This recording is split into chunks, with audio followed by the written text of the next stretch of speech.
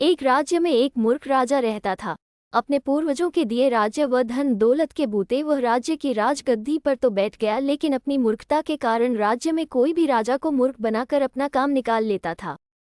राजा बहुत ही सीधा साधा था, लेकिन अपनी मूर्खता के चलते वो कभी भी किसी से भी नाराज हो जाता, किसी पर भी क्रोध करने लगता और किसी को भी मृत्यु दंड दे देता था। राजा के इस स्वभाव से पूरा राज्य दुखी था। एक दिन राज्य के ही एक होशियार व्यक्ति ने राजा को सबक सिखाने का मन बनाया और राजदरबार में पहुंच गया।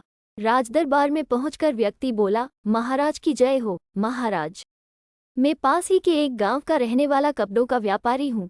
आज मैं आपके लिए एक अमूल्य भेंट लेकर यहाँ आया हूं, जिसे देखकर आप बड़े ही खुश हो जाएंगे। राजा व्यापारी की बात सुनकर बड़ा प्रसन्न हुआ। राजा ने व्यापारी से भेंट स्वीकार करने का आश्वासन देते हुए भेंट राजदरबार में प्रस्तुत करने का आदेश दिया। राजा की बात सुनकर व्यापारी बोला, महाराज, मुझे अपने पूर्वजों ने एक अमूल्य वस्त्र उपहार में दिया है, जो बहुत ही खूबसूरत और जादुई है। अगर आप वह वस्त्र पहनेंगे तो इस देश में आपसा सुंदर राजा दूसरा ना होगा। लेकिन उस वस्त्र से आपके लिए पोशाक बनाने में मेरे कारीगरों को 50,000 अशर्फियों की लागत आएगी, जो आपको व्यय करना होगी।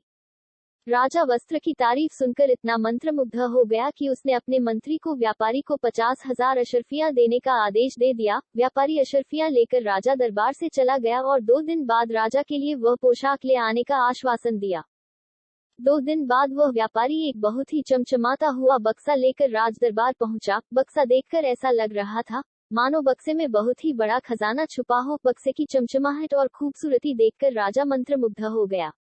व्यापारी ने बक्से को राजदरबार के बीचों बीच रख दिया और बोला, महाराज, इस पोशाक को बनाने में मेरे कारीगरों ने बड़ी ही मेहनत की है, लेकिन इस पोशाक की खास बात यह है कि यह पोशाक सिर्फ उसी इंसान को दिखती है जो असली माँ बाप का हो।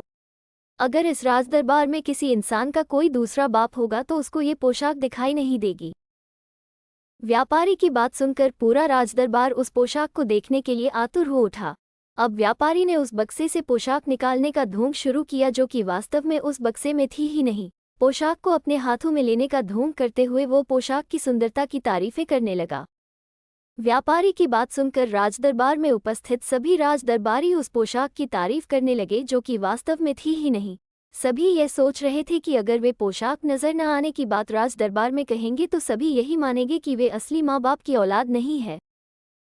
कई राजदरबारी तो ये सोच रहे थे कि हो सकता है कि वास्तव में वे असली माँ बाप की औलाद नहीं है, क्योंकि दरबार में उपस्थित बाकी सभी को तो वो वस्त्र दिखाई दे ही रहा है। बस इसी तरह सबने व्यापारी की बातों में हाँ कर दी और महाराज भी यही सोचकर चुप रहे कि केवल उन्हें छोड़कर सभी को वो पोशाक दिखाई दे रही है। अब व्यापारी ढोंग करते हुए वो पोशाक लेकर राजा के पास पहुंचा और राजा को धोती और पगड़ी देते हुए पहनने के लिए आग्रह किया। राजा तो पहले से ही मूर्ख था, उसे मूर्ख बनाने में व्यापारी को ज्यादा समय नहीं लगा। अब मंजर कुछ ऐसा था कि राजा जी जैसे इस धरती पर आए थे ठीक वैसे ही हो गए, यानी कि पूरे निर्वस्त्र।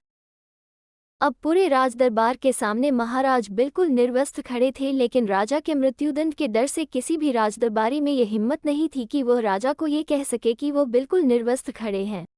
राजा को पोशाक पहनाने के बाद व्यापारी ने राजा की इतनी तारीफ की कि राजा जी फूले नहीं समाये और ऐसे ही निर्वस्त्र निवास की ओर चल पड़े।